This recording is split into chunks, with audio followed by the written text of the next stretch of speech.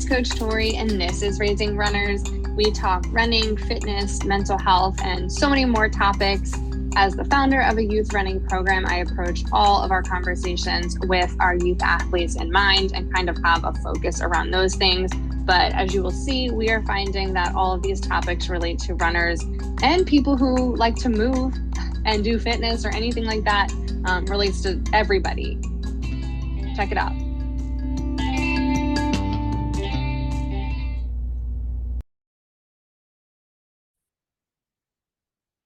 Hey, it's Coach Tori. And Jeff. And this is Raising Runners. After we just said that, it was like, all of a sudden I forgot. And I'm like, let me just plow through the whole thing. Oops. Hi. Hi. This is our, third or fourth one of these? I think I'd say four. Debate? Four? All right. Yeah. Four of 5 or 6. So if you hate these, we're halfway done or more. If you like them. I think we're going to be quicker today. I'm going to be crisp. Yes, precise, to the point, maybe a little bit shorter of an episode. Hopefully.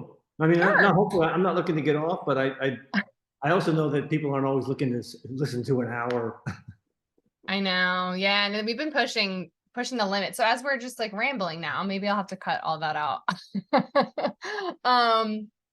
Okay, so today we are going to be talking about 3 new topics. We're going to do group running versus solo running. We're going to talk about racecation or vacation for racing, or not doing that. There was not a good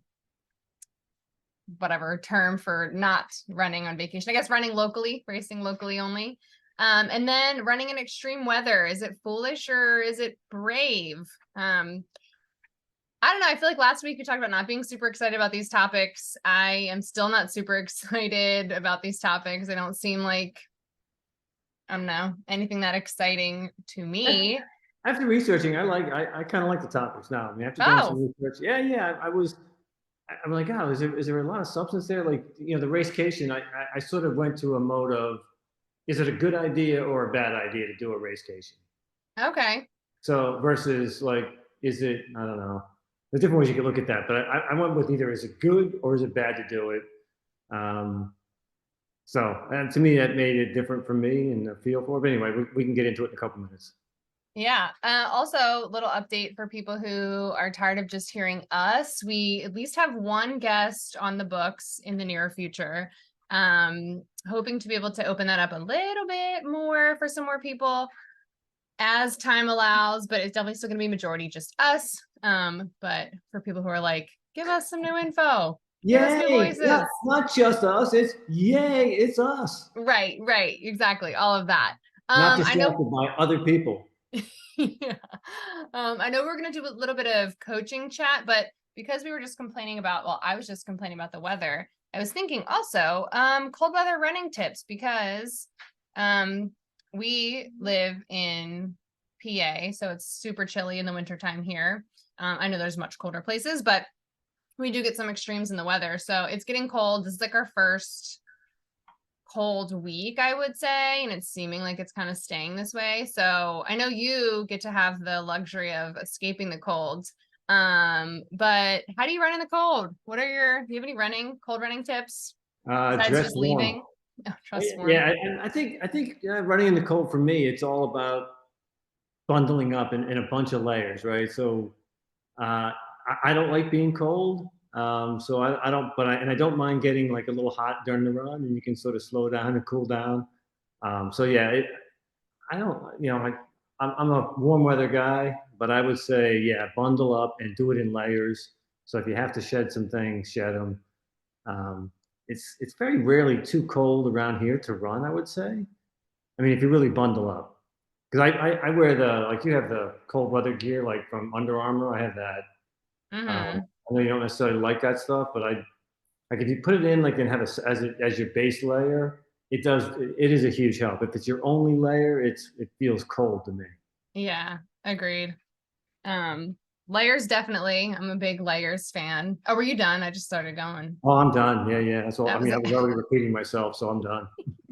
Yeah, layers for sure. I would definitely say, because we have wet cold, I think, often. I know sometimes like the drier cold feels different too. I'm big on always wearing a hat. If it's below 50, hat. My ears are gonna hurt. I need a hat or ear bands.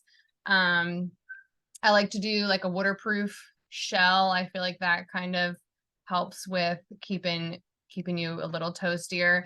I recently, in the past couple of years, have invested in fleece lined sweatpants, and like you definitely don't look cool wearing them at all, because like they add like inches, around your, so you just like look like so frumpy, which is, who cares, but they are great. I was like sweating all winter wearing those, which was amazing. They sound kind of bulky though. Are they hard to run in? It's like you're definitely not sprinting in them for sure. But for like an easy run, they're pretty great.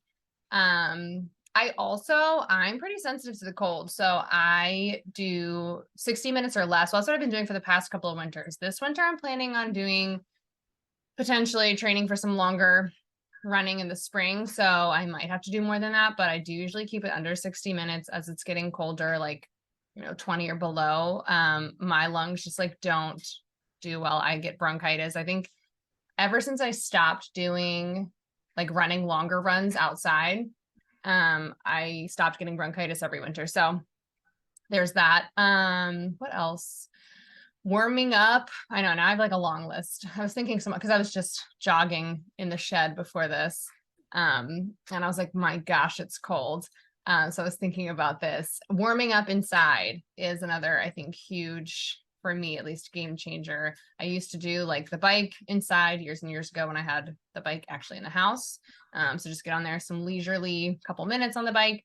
Now I'll do like air squats and some lunges or something, jumping jacks, anything to like get you actually feeling hot before going outside. Those are my tips. And then shower right after, so you're not cold for the rest of the day. Okay, so since we're on the theme of cold, I was starting to consider taking like those cold plunges, like putting ice in like a bath and doing that for. Have you ever done that? We did that in high school, cross country and track, I guess. We did that then.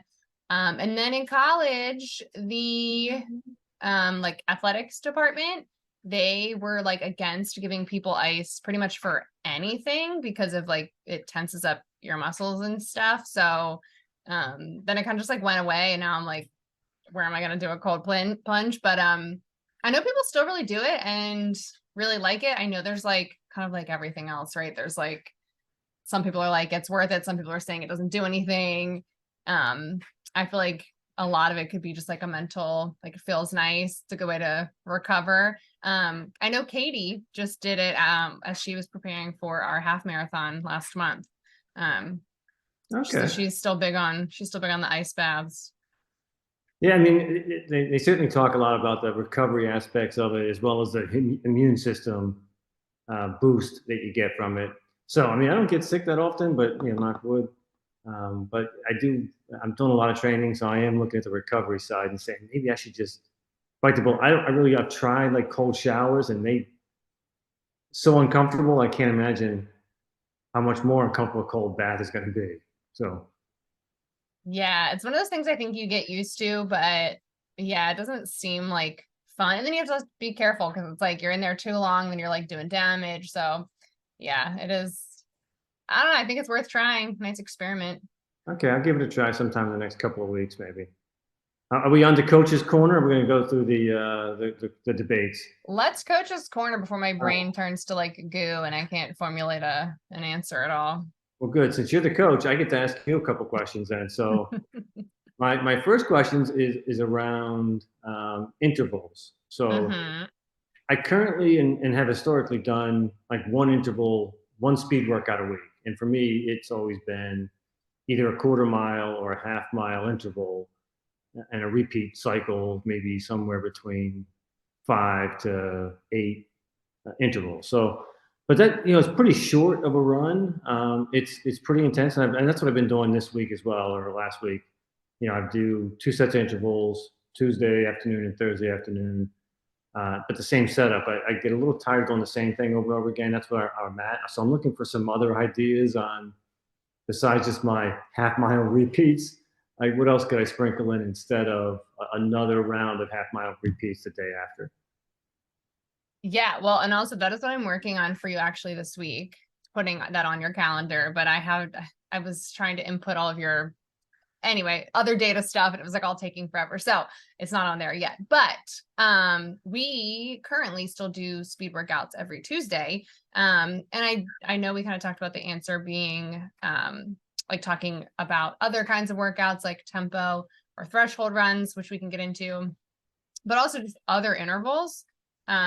I'm pretty big on, I think that can be super fun. So switching up the distance, doing kilometer repeats, doing mile repeats, doing a pyramid where you're building up and down, or just a ladder, building either up or building down in distance and speed. Those can be really fun to just kind of keep you engaged as well. So changing up some of those things, getting more used to like even increasing and decreasing your speed. You're becoming more aware of like how all of that feels too, which is like, again, just a different stimulus, can be fun to do. With intervals, also people who like doing interval workouts, you can change what your rest is and how you're doing your rest. So if you're doing a jogging rest, if the amount of rest is shorter or longer, if you're doing a standing rest, all those things can change your workout. So those are different ideas for people looking to mix up their intervals, even if they're like, I love doing my half mile repeats or whatever it is. You can change those things. And like I just try to itch the outside of my headphone. For anyone who's not looking, I had an itch on my ear, but I forgot I was wearing headphones. Yeah, so you can change all of that stuff and still get a different workout. I lost my train of thought with those. Yeah. So I think so for me, I guess what I feel like I'm experiencing is I do 80% of my runs, as you know, I'm an 80-20 guy, right? So 80% of the runs are those slow, easy runs. And that only leaves me about 10 miles of speed work. I break it into 2 days, Tuesday and Thursday afternoons. But it feels like when I'm doing half mile repeats, I'm going some such extremes. I'm doing like a 10-mile long run on Sunday, but then I'm going to a sprint. And sprint's a wrong term for a half mile for me, but a very relatively short run at a high speed. And I'm looking for maybe like something in between, right, where I can get like a longer run at a higher rate, but not necessarily half mile pace, because it just seems like it's like two extremes for me. I need something in the middle where it's not a 10-mile easy run and not a half mile repeat. Just something else to complement, because I'm still going to do the half mile repeats on Tuesday. It's really the Thursday workout. I'm trying to break it up into something different. Yeah, well, and that's when we're talking about the tempo or threshold runs, which are similar but slightly different. But I think sometimes people are using that term interchangeably. But I think technically you're looking at the threshold run, which is just below your threshold level. Gets into all the sciencey stuff. I'm not a super sciencey coach, so I don't even go there. But that is going to be those longer, or sorry, the tempo is going to be longer in duration usually than your threshold runs, but you're both going to be more of like a sustained pace that you're doing. So it's quicker than you're doing your easy runs. It's quicker than you're doing your longer runs, but you're going to be doing a couple miles up to like 6 or 7 at that quicker pace. And again, those paces are going to vary completely depending on who you are. So if you have a coach, ask them what your paces are going to look like. And those kinds of things can also be put into other kinds of workouts. So a lot of people, as they are getting closer, not always in base building for their training, but closer to, their race or anything like that, they're probably going to be doing a lot more of those tempo runs. And those are going to be things where you can even do like a mile or 2 miles and then get into your tempo and then do another mile or 2 miles. So you're also adding those easy runs around it as well. So those are just different ways to mix it up too. So it doesn't have to just be your tempo workout, you warm up, tempo workout, done, which you can totally do. But you can also change it by putting it in between another workout as well. All right. Well, that sounds perfect, because my watch does have a threshold number. I don't recall what it is, but it does have one. So I'm trying to operate sort of just below that threshold number for sort of, and I'm sure it varies depending on what type of race you're doing, but in the 6 to 7 mile range. And again, it sounds perfect, because what my experience has been, doing those long, slow ones and then doing the really short, fast ones. Then you get to a race where it's a half marathon or marathon.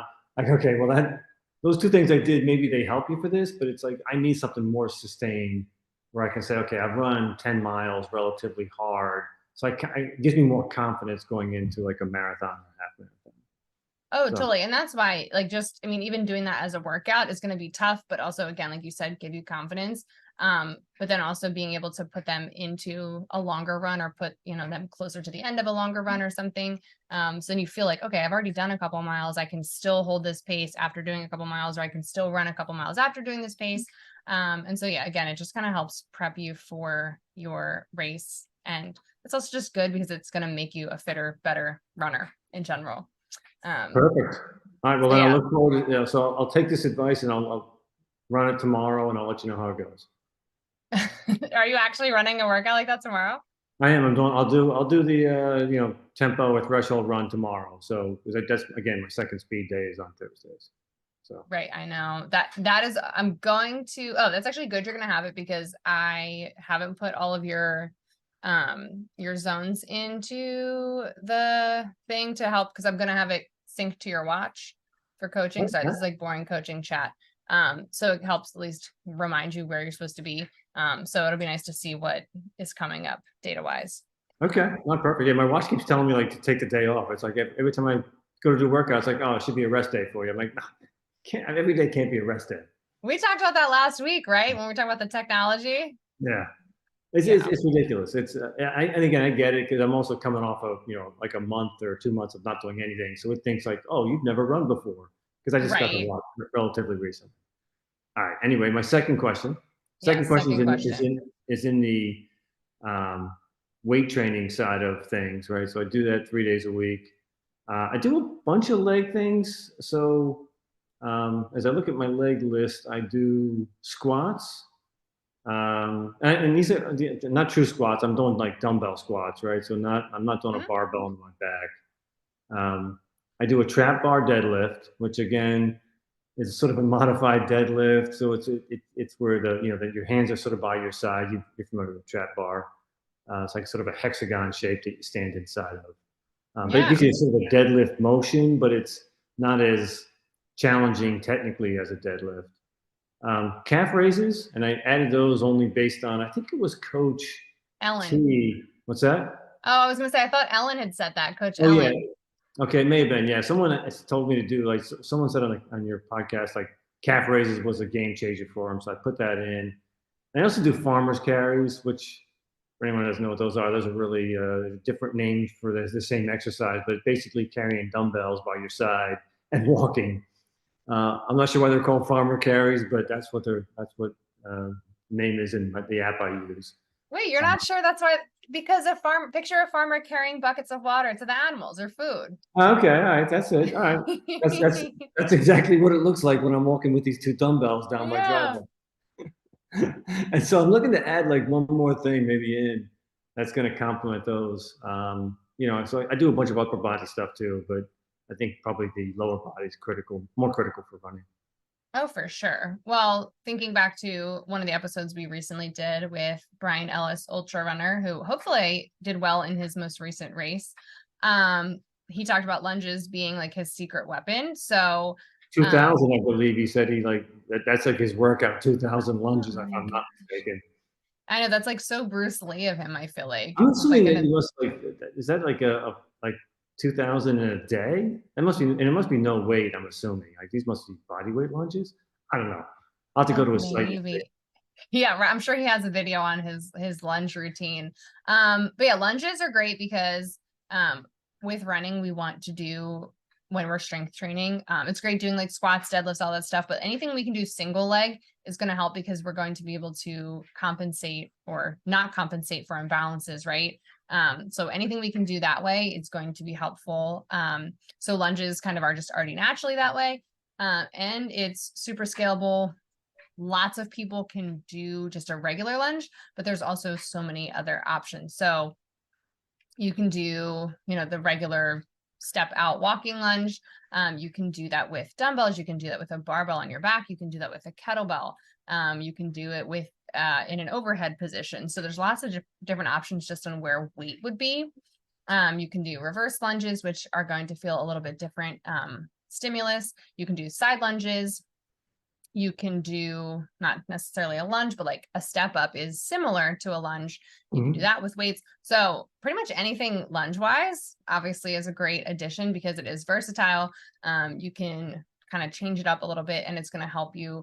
I don't know if you do lunges at all anymore, or at any point in your routine, but like I can feel the difference in like my legs are so kind of just like all over the place. It's like, okay, this one is way stronger than the other one. So getting to work on that kind of stuff. So if you have imbalances, it'll help with that. Because pretty much all of my exercises are sort of the two legs at one time. So it's not, you don't get that sort of unilateral movement at all. So the only one I was doing was Bulgarian split squats, which is a very much a single leg. Yeah. Almost lunge-like. Right. But I've taken that out because I didn't like it. But yeah, I'll put the lunge in and see how that goes. Yeah, I would definitely say add the lunge, and then as you're comfortable with that, add some weight. And then again, like you have the weight, you only do one. If you're doing dumbbells, you could dumbbell in one hand, dumbbell in the other hand. So then you're also adding that core stabilization as well, which is super important for running too. So the lunge is kind of perfect for all kinds of things that it's able to help with. And you're using, a lot of muscles with the lunge. So okay, no, that's perfect. I'll add that one to the routine. I got about 10 different exercises I do, and I'll add that one in as number 11. There you go. Yeah, I was gonna say, and then I think I also sent you a video for the Myrtle routine, which is a lot of hip stuff, but not to just go off on a whole tangent. But hip, glutes, all that stuff is great as well. I'm sure I'll try to link some of these. Yeah, I'll have to find those videos because I saw another message where you sent me some videos, I thought, but then I couldn't find them. So again, maybe me being technically challenged. I don't know if is it in the app? It should be in the app. I don't know if what it always looks like on a phone though. So it might only look right on the computer. Okay, yeah, because I saw your comment talking about like, hey, these videos. Well, but there was no link to a video. There was no video attached. So anyway, I'm sure it's me somewhere in the app. It's in there. I'll find it. I'll be working on all that this week though, so I'll make sure it's updated, and then not to have everyone have to listen to us figure out our coaching logistics. Any other questions? Or are we ready to get into it? Let's get into it. Let's go solo versus group running. I mean, you know what? I'm not going to flip a coin today. You get to choose. Oh, geez. Oh, you don't want to choose? You want to defer? You have the choice of choosing or deferring. No, I could choose. Oh, wow. Okay, why'd I say that and then not pick? This is the part where you choose. Right. Go now. I'm gonna pick group run, even though I literally never run in a group, but I think I just always want to. So I'll pick group run. Good, because I wanted solo. I'm ready for you. Well, there you go. Actually, I should have made you argue group run since you're not a group running person at all. I'm not a group runner at all. I hate groups. Well, as a person who occasionally runs in groups and likes to run in a group, but does not get to, I will continue talking about group running. And also I'm always advocating for running being like the social part of it is the best. The community is the best. So it just kind of tracks. I haven't talked about that in a while. For anybody who hasn't heard me say this in weeks and weeks and weeks, the community of running is so amazing. Everybody is so nice. And that is like my favorite part about running. Continuing on. Well, okay, running in groups, people need connection. People need social interactions. Even us introverts, an extreme introvert here talking, you need to actually see people, have people know you exist in the world. It is part of like our nature, our being. So running in a group is a great way to get that in. And at least I find it not to be too draining on your social battery, because if you don't really want to talk, you actually don't have to talk so much because you are just running and breathing and focusing on what you're doing. So there's that. And people who like to talk, there's going to be somebody in a running group that also wants to chat. So you kind of get best of both worlds. Whatever you're kind of feeling for the day, I'm sure you'll find someone to chat.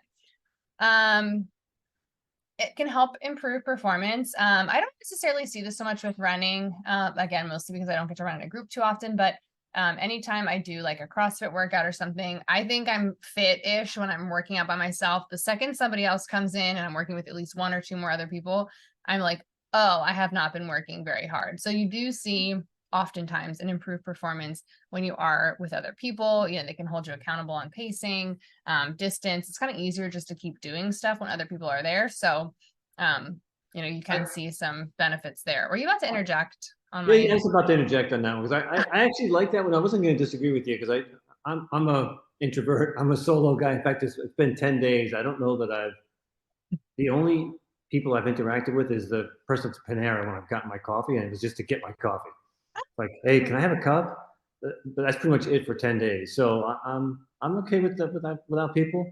But I would say that to your point of the socialization and the talking and the performance, that I do find like even like the lifting workouts I'm doing solo, that I don't know that I'm always pushing myself the way I should be. And I do think that having someone else there can elevate your performance so that you do get like every rep matters, every exercise, you don't just go through the motions like, it's the same weight I did last time.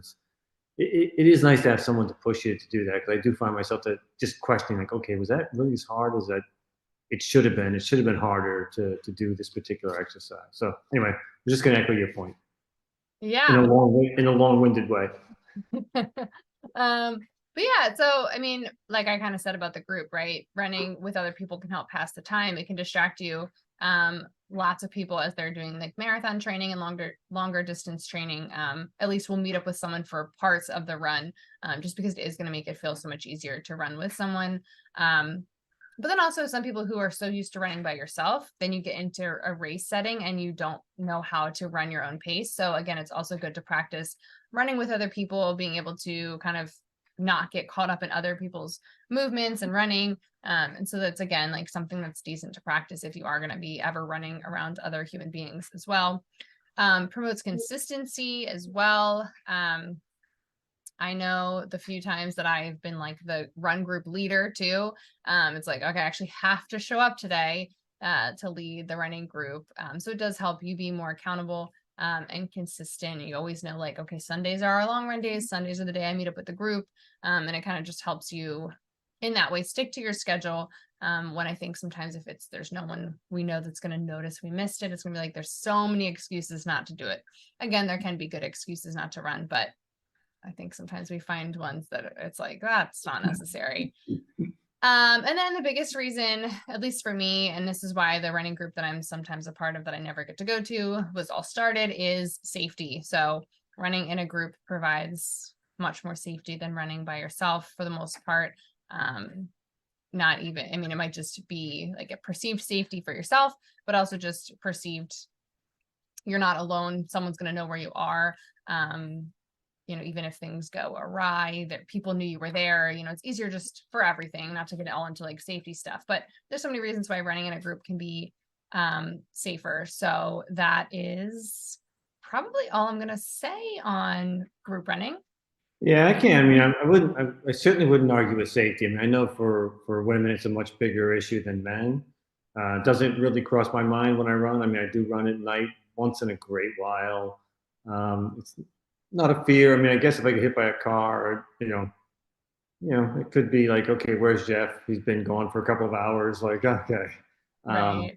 But yeah, like you as a guy, you just don't have that same sense of sort of like you could be a victim of an attack of some sort. So I won't argue with safety, but I will argue a few other points.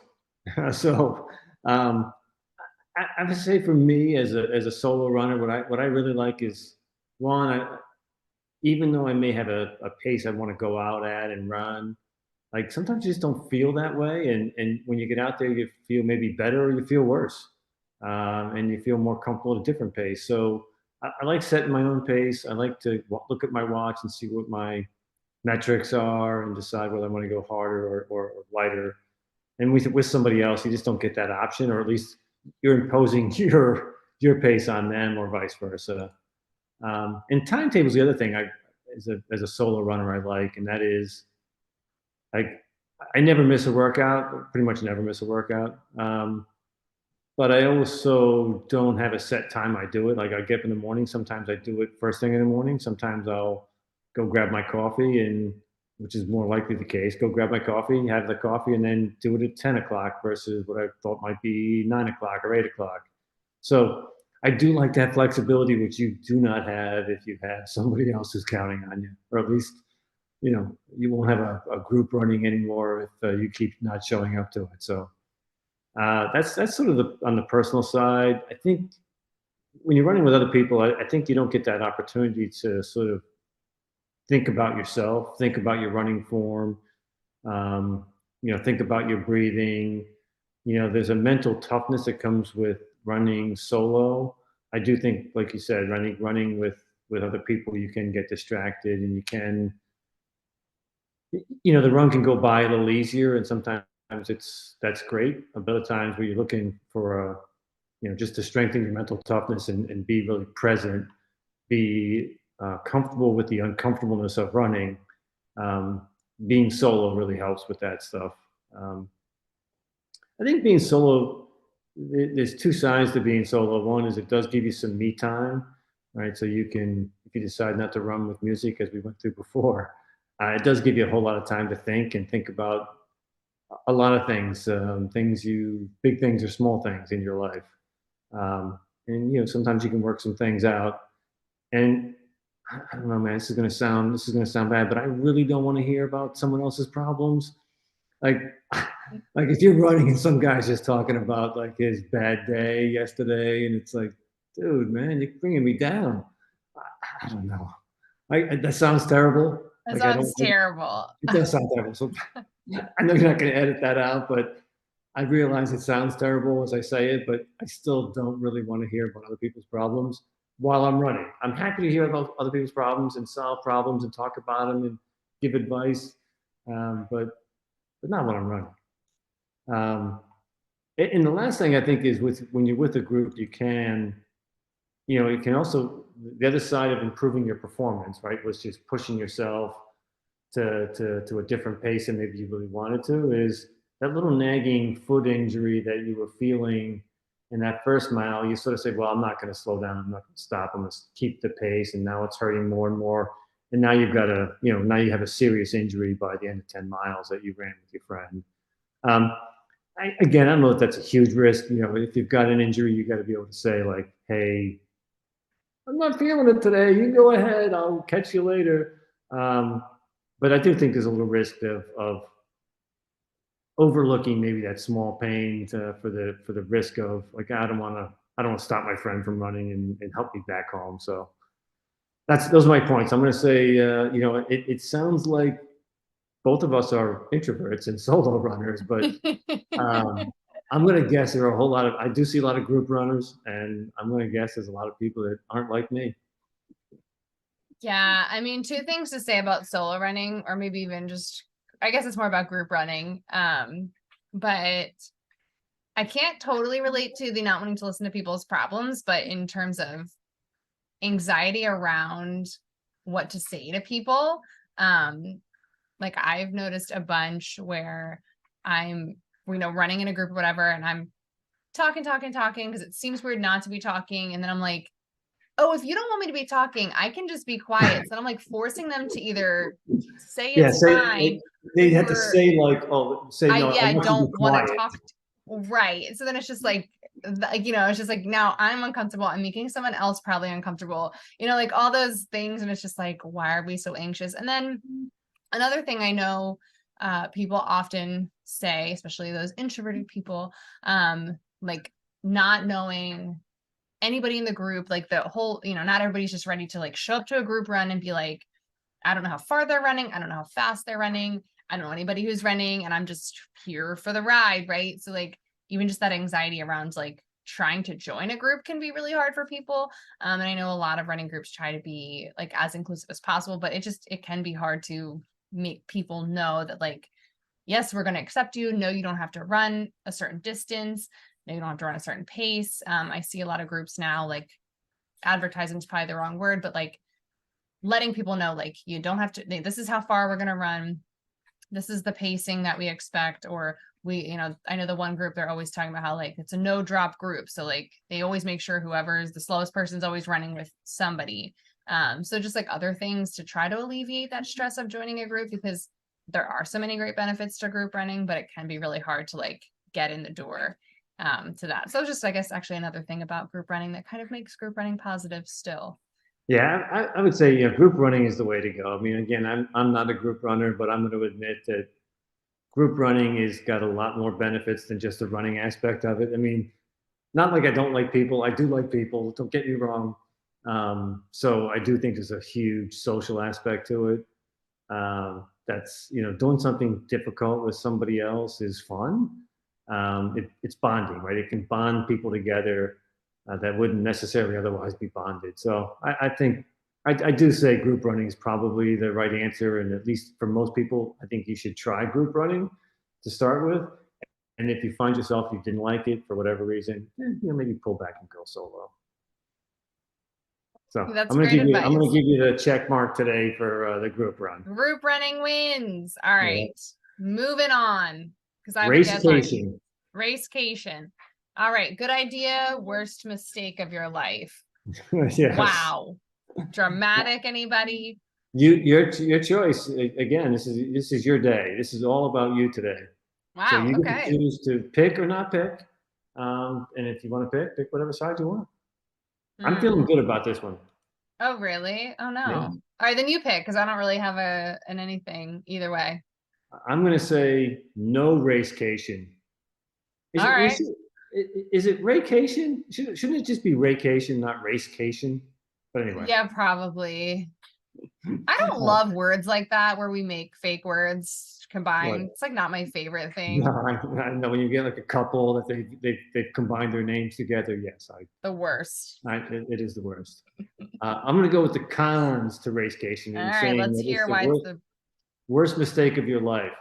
Let's go. Even though, by the way, for the record, just so you don't get confused here or feel that maybe I didn't like our vacations.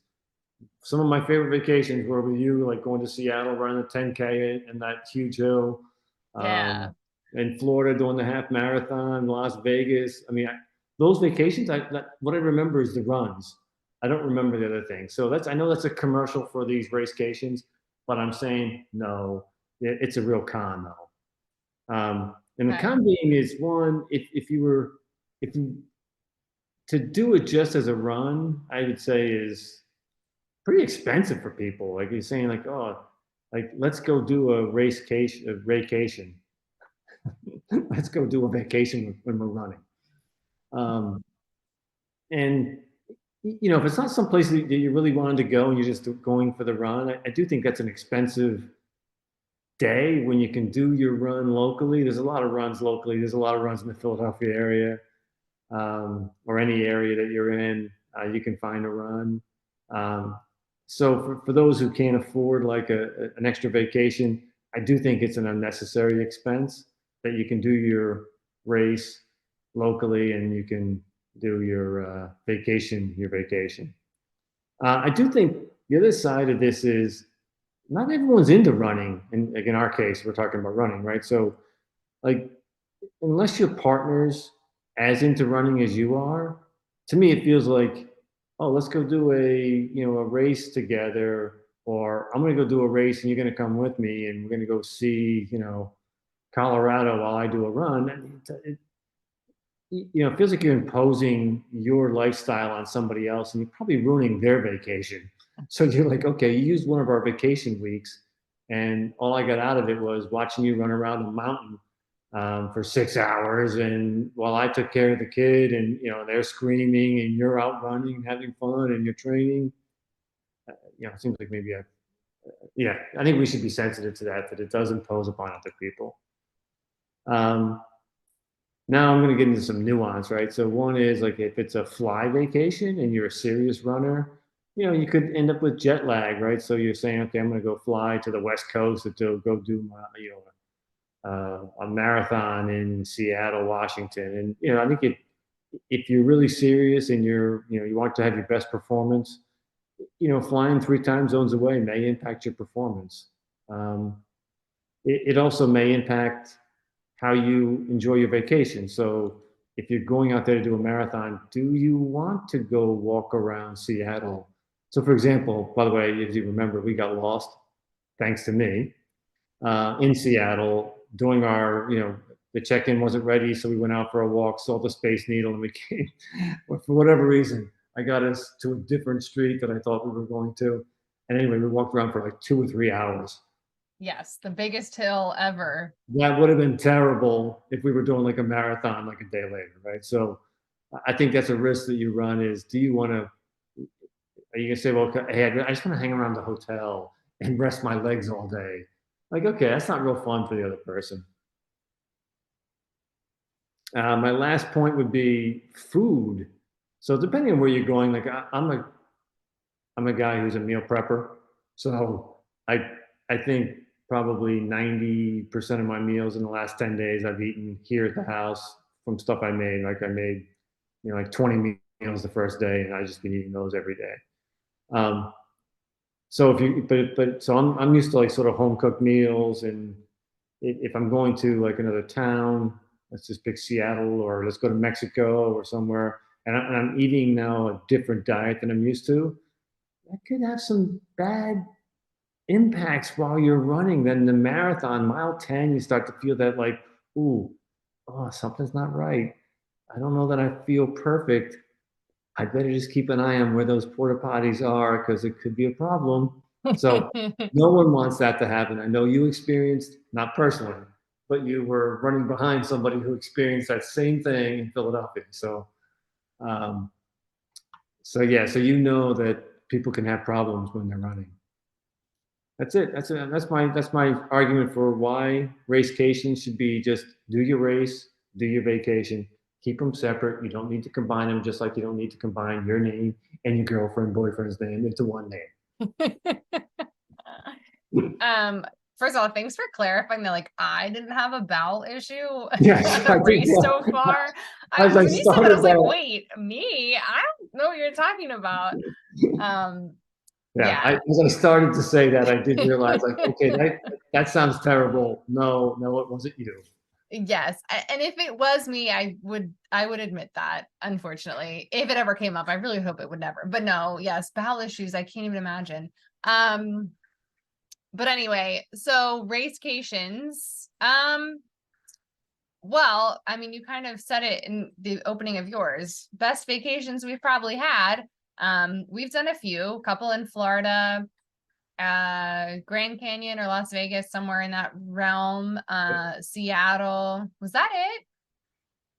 I guess so, huh? I think so. I think it's been those 3 or 4. Was there another one? No, I think that's it. Yeah, that's probably it.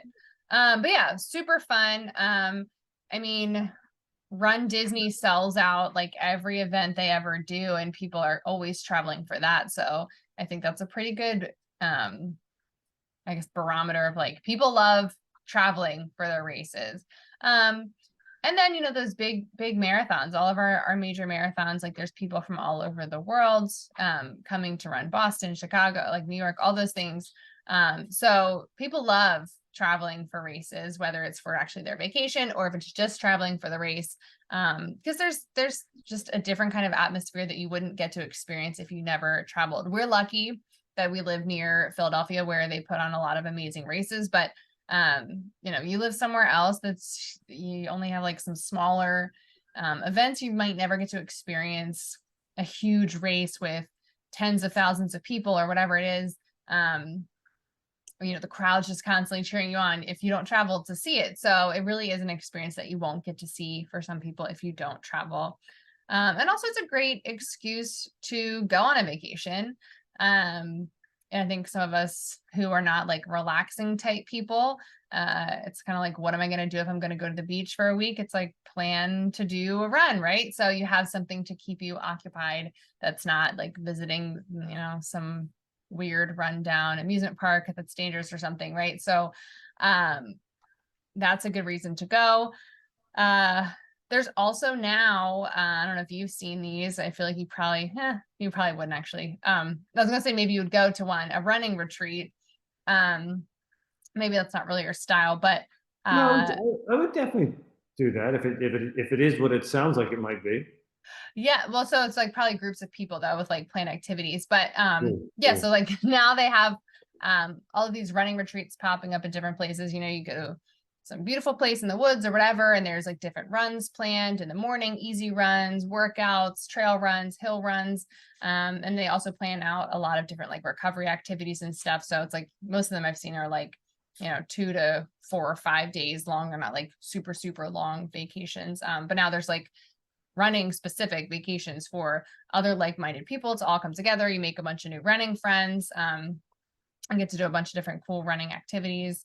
I saw someone who runs in the group recently went to one and they did a whole bunch of running, but they also did like paddle boarding and yoga on the water and like all kinds of other cool things, just as like different ideas to help recover. So, that's always kind of a cool option. And then also just like the excitement of going to a new place, doing a new thing. Especially if you have to like save up money to go on this trip, like there can be a lot of like hype around it. So, that can always bring out better performances, and just kind of really heighten your experience with your run, right? If like I've been planning for 2 years to go whatever race it is, and it's like I've saved up the money, I have the hotel, all this stuff. So it just kind of makes it like a huge deal, because it is. So I think it kind of just helps instead of being like, oh, I just ran this local race and it was whatever. I feel like you can be more excited and people can also understand the excitement too, right? It's like you're talking to your non-runner friends. If you're like, oh, I just ran the race down the street, they're probably like, don't you run there every day anyway? But if you're like, I went to wherever, we ran through Disney World and it was so, people can kind of understand the hype better too. So it's helps people relate to you. So I'm pro, not that I don't know if I'm ever going to go on another vacation for running in the near future. That's it. That's my point right there. So would you, your husband and James go to a race vacation? Well, honestly, I feel like anytime we discuss vacation, I'm always like, we should go somewhere and I'll do a run. And so like, I do feel like I bring that up anytime we talk about a vacation. And it never really dawned on me until you were just making your points that like, that would mean I'd be forcing Josh to hang out with James for like, especially if it's like a marathon, like, hey, hang out for 4 hours really early and like either watch me or just like wait for me to be done and then I'll be tired all day. So, in my head, it seems like a good idea, but maybe it's like, 10 years from now, I don't know. So, I do think it's rough if your spouse isn't into the same activity you are. I think if they're into it though, it's probably awesome. Like if you and your spouse are all excited, I mean, obviously if there's with children, it's a whole different world we live in, right? So someone's got to take care of this child while I'm running. So we're running marathons. So I do think if it's you and your spouse, it can be probably a great thing for them, for as a couple to go plan, experience, because it's got both things going on simultaneously. It's got a great vacation with the excitement of a race that you're both looking forward to. So I do think it probably can be a exponentially better time by doing both of them. So based on that argument I just gave you, I'm going to say check mark again. For me or you? Me? For you, for you that's on. But it depends on the circumstances. If that's a check mark, if your spouse is into the same activities you're into. Gotcha. Okay. So yeah, whatever works for you. I feel like that's always how we end every argument. It can go either way. All right. Our last one for today, extreme weather. So running in extreme weather, is that foolish or not? Is that a good idea? I got stats on this one. Yeah. Which one do you want? I'm letting you pick though. This is your day. I said, so you pick which side do you want? Do you want to, and by the way, you have to help me define, like, what are you defining as extreme weather? Because the word extreme there tells me it's not like just a cold day. Well, I was going to say anytime you get like a weather warning, but I get weather warnings for the dumbest stuff. So yeah, I get flood watches all the time. And it's like, I'm nowhere near anywhere that floods. The flood watch, the wind watch, like, you're like, come on. I think so. We'll say extreme weather is, the word extreme is important. It's the outer edge. It's not everyday weather. It's not your average. It's just raining outside. Right. It's not raining. It's extremely cold. It's extremely hot. It's extremely windy, like hurricane, tornado, risk warnings. Hail, not just, lightning. It's not just your, okay. So I guess extreme. Extreme. It's extreme. The word we used was extreme, not just bad weather. It wasn't bad weather. It was extreme weather. It wasn't crappy weather. It wasn't a bad day. It was extreme. So I want to go no statistics because that just feels like too much today. So I'm going to go pro bravery. Do it. You're going bravery? Yeah. So do I go first or you go first? I'm going to go first because I'm going to, if you don't mind. I don't mind. Only because I can't wait to give you all these stats. Right? Okay. Let's hear the statistics, please. So the reason I'm going to say the word extreme was important is if you went on extreme weather, you could die is the real risk here, right? Yeah. So it's extreme. It is outside the norm. And do you know how many people die every year from extreme weather? You know what? The government keeps track of that. And the answer is in 2022, 91 people were swept away and killed by floods. 19 people were killed by lightning. This is, by the way, this is just in the US. 22 people were killed by tornadoes. 114 people were killed by hurricanes. 148 people were killed by heat. That is the winner, by the way. Heat was the biggest killer from extreme weather. 97 were killed from winter/cold, and 51 from wind itself. I'm assuming that would be like, hey, it's really windy out, but it's not a tornado, it's not a hurricane. It's windy and a tree and a limb snaps, right? And then finally, 69 people were killed by rip currents. I know that's not really a risk for a runner necessarily, but for triathletes who are doing open water swims, certainly a risk as well. So I'm going to say you're a fool if you go out and you're taking the risk of dying just to get your workout in. There's treadmills. We've talked about treadmills before. This is one of those times where treadmills are ideal to have, or skip the workout and do it tomorrow. Yeah. So, and you know, speaking of extreme weather, not that it's extreme here, but there is a storm going on, and it knocked out my internet. So I didn't like that you were talking shit. And I was saying extreme. You know, you go out and just it's just a little bit rainy. You got to go out. Anyway, back to you. Oh, well, I did not catch all of your argument though. Oh, so so the argument was basically, did you hear all my statistics? We got all of the death all the way through numbers. Rip current, all the way through rip current, right? 69 people died from rip currents. Mm-hmm. That was my last statistic, and I think that's enough there, right? That's a total of a few hundred people, maybe 500 people range, that were killed in 2022 by extreme weather. I think that's enough to say, no, it's not really worth going out and getting that extra run in, and you can do it at home, do it on your treadmill.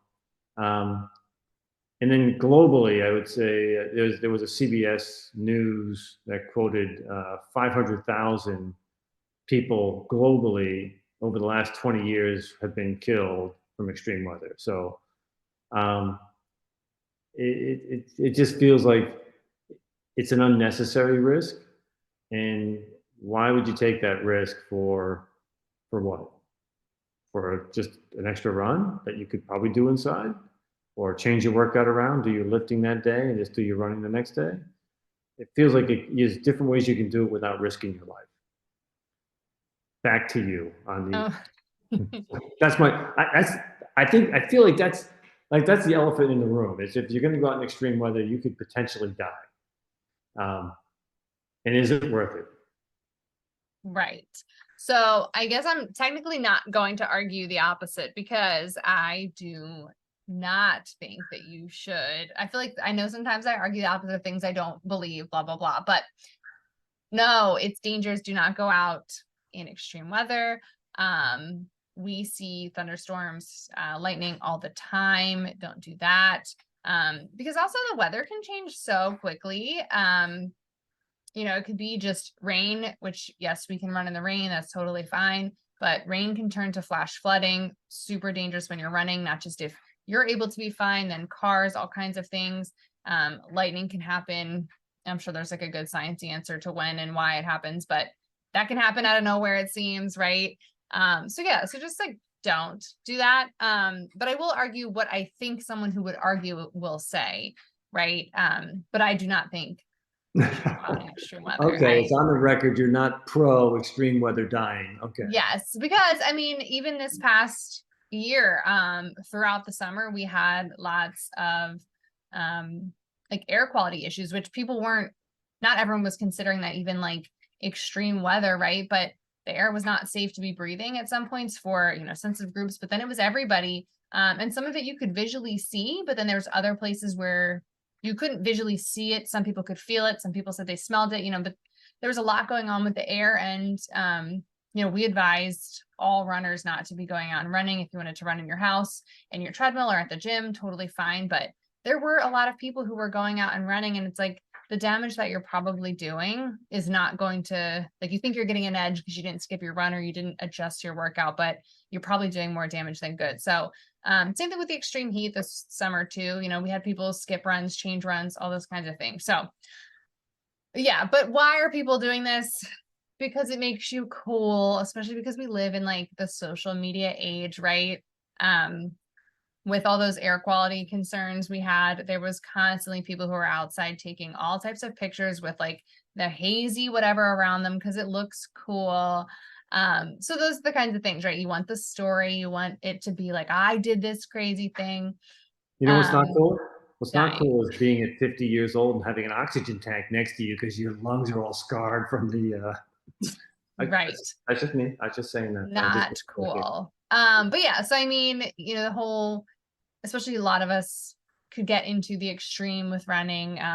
We're always running farther, we're running longer, we're doing, some kind of crazy challenge, right? So this is just another way I think that people might like think they're leveling up on that crazy. I do the most extreme. I never skip a day. I've been on this 1,000-day running streak. I, no weather's going to deter me. So I think that's oftentimes like the argument people are making, or, you also hear like, you have to prep for your race, right? So like, well, what if there's hail on my race day? I need to be able to harden my skull so I don't get a concussion, right? But also like, and we've seen this, right? Like we've seen races now are getting even more, they're trying to be really careful. I mean, I forget even what big race recently canceled for heat, but they are trying to make sure runners are staying safe. So you don't need to be practicing in those extreme, heat, extreme cold. Race directors don't want to be having, liability on their hands for people running in these bad weather situations. So I don't think we need to be practicing running in a tornado. Like, oh, I'm so strong, I can outrun, whatever 300-mile-an-hour winds or whatever tornadoes are, right?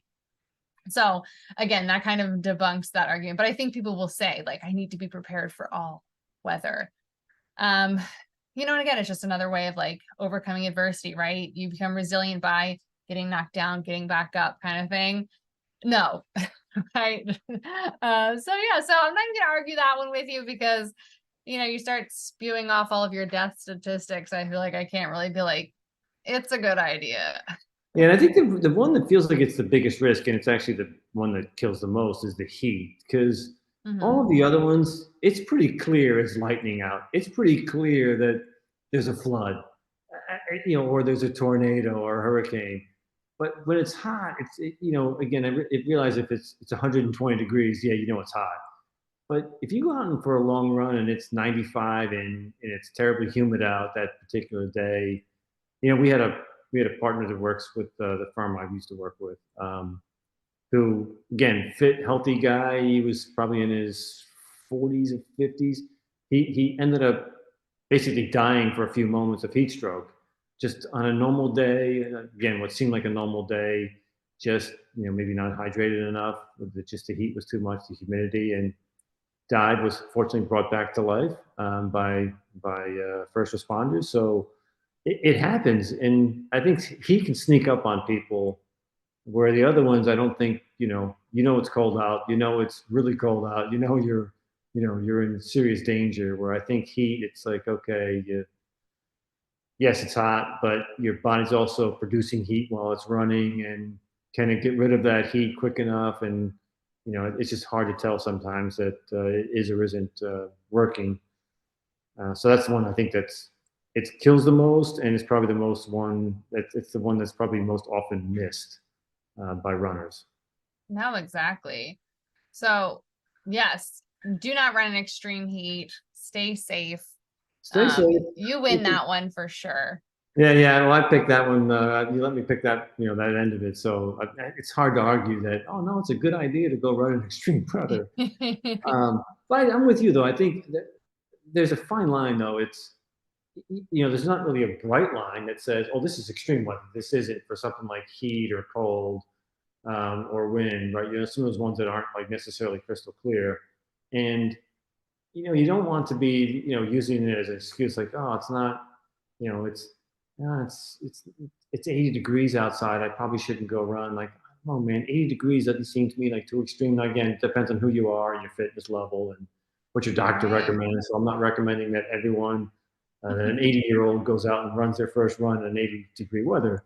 But, you have to sort of not use it as an excuse. And I think if you're using it as an excuse, I think you probably know it, right? I mean, you didn't really feel like doing the run anyway. So like, oh, you know what, the weather, I just looked at the app. It said the weather is like not perfect, so I'm not going to go. That's not extreme weather. Extreme weather is dangerous, a killer weather. It's out to get you. Exactly. Well, on that note, I feel like that wraps up all of our arguments for today. We thought we were going to be brief, and now we're not brief, and now I'm out of time. So I'm going to have to jump off in like a second. So next week we may have a guest, or we may be doing another one of these. It kind of all depends on how timing shakes out, but there will be guests coming soon. We will be doing some more of these chats. Any questions we want to have like some coach chat about, people, please send them in, either email, comment, review, whatever it is. Send it our way. And thanks, Dad, for the debate. This was always fun. I love it. Thank you for having me.